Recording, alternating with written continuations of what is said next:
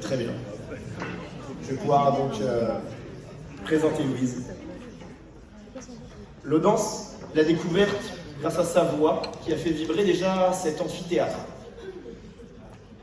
Mais ce soir, elle cherche à avancer ses pions et elle cherche la victoire. Et pour cela, en tant que grimpeuse, elle le sait mieux que quiconque, il ne faut pas perdre sa voix. Ainsi, à l'image de son sujet, nous espérons que les jurys, comme la météo, soient clémentes avec elle. Je vous prie d'accueillir Louise. Merci.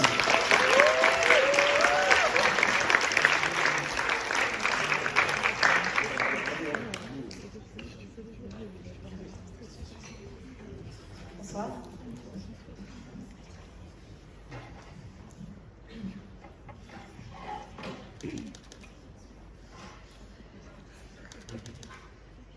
La nuit tombe sur le campus d'Audencia. C'est un soir sombre. On peut seulement apercevoir dans le ciel la pleine lune qui scintille. Et puis, brusquement, sans prévenir, la foudre frappa. Tout tremble et à la fois tout se fige. Et nous nous retrouvons dans un espace presque hors du temps. Alors le coup de foudre, il nous guette. Et si Cupidon nous pointe avec sa flèche, il ne rate jamais sa cible, soyez-en sûrs. Mais pour autant, nous atteint-il au plus profond de notre âme, au point de nous ôter la vie.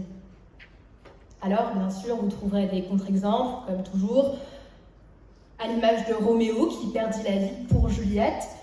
Là, pour le coup de foudre a été fatal. Mais sinon, actuellement, maintenant, si nous écartons de notre réflexion les Montaigu et les Capulet, qu'en est-il ? Il en est que le coup de foudre nous fait l'effet d'un électrochoc. Il en est qu'il peut réveiller une âme endormie, quelqu'un dont l'humeur était maussade, triste, et ce par un simple regard, un simple sourire.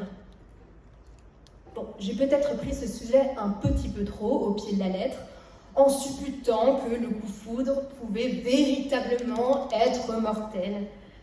Mais même s'il ne tue pas, même si sur les paquets de préservatifs, il n'y a pas écrit « aimais-tu » comme on pourrait le lire sur un paquet de cigarettes, je me pose la question, cette question qui me turlupine, est-ce que le coup de foudre n'ôterait pas une partie de nous-mêmes? Je pose la question. On peut poser la question. Alors, dans un souci de praticité, nous allons appeler celui qui a dérobé mon cœur Paul. Rien à voir avec une quelconque aventure amoureuse de ma part. Eh bien, la moi du passé ne pensait pas 40 fois, voire 50 par jour, à Paul.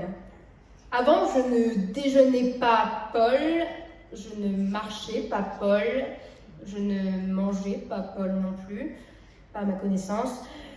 Je pensais travail, je pensais rencontre, mais je ne vivais pas Paul.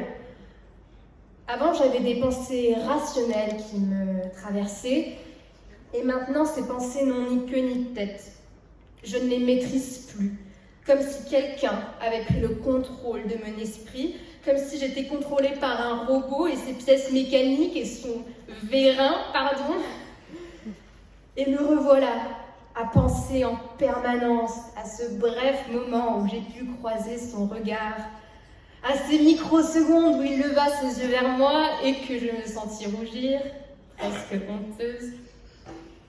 Et parfois, on se dit que c'est juste passager, que le temps, la distance effacera ces sentiments, ces souvenirs, que un perdu dit de retrouver, qu'il n'était pas assez bien pour toi et tu mérites mieux. Et finalement, des années plus tard, le souvenir reste, le souvenir s'ancre. Bref, le coup de foudre a frappé. Alors la question que je me pose, et la question que vous vous posez sûrement, est la suivante. Si nous perdons celui ou celle que nous étions, devenons-nous une meilleure version de nous-mêmes? On peut se poser la question, une version plus sereine, une version plus heureuse. Ou peut-être qu'au fond, l'amour n'est pas censé nous faire perdre qui nous étions, mais plutôt éclairer les parties de nous que nous avions oubliées.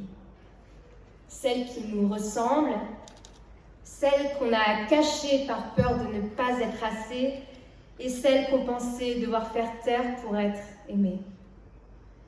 Alors, il y en a peut-être dans cette salle qui se sont complètement exclus, mis de côté par ce sujet qui les renvoie à leur propre célibat. Peut-être toi, Corentin, ou toi, Titouan. Rassurez-vous, parce que c'est précisément lorsque l'on s'y attend le moins que la foudre frappe le plus. Alors, si le coup de foudre ne tue pas sur le coup, si mourir d'un infarctus est plus courant que de mourir de chagrin d'amour, il reste que celui-ci consume, bouscule et secoue parfois. Il est l'orage dans un ciel trop plat et l'éclaircie soudaine que l'on n'attendait pas.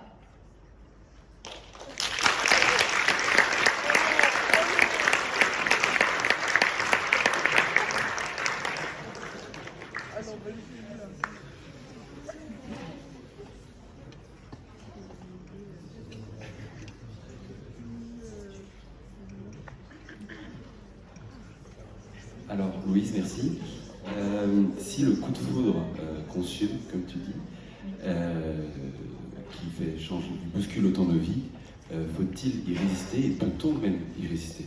Y résister? Le principe du coup de foudre, c'est qu'on ne le choisit pas, c'est qu'il arrive à un instant T. Et voilà, on peut vouloir ne pas être amoureux, ne pas souffrir d'amour, mais on ne choisit pas. C'est le principe du coup de foudre, selon moi.